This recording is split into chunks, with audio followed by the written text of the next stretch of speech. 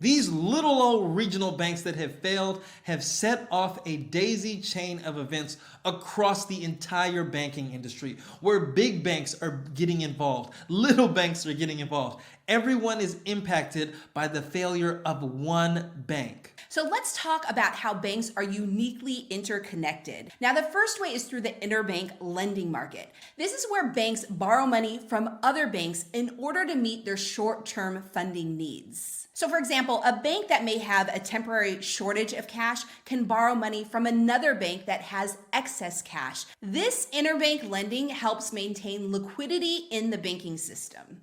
Another way banks are interconnected is through the use of financial instruments like derivatives. So banks use derivatives to manage risk like interest rate fluctuations, foreign exchange rates, and credit risks. And if one bank experiences losses from these transactions, it can impact the other banks that are involved. And the final way banks are really interconnected is through their customer base. So if one bank fails, the customers will take their money from that bank and move to another bank. So this can ultimately cause a liquidity crunch and really destabilize the banking system as a whole. So we mentioned the interconnectedness of banks in the financial industry really to illustrate the point that even though individual stocks may be very risky in the banking industry, an ETF can similarly be risky because of that interconnectedness.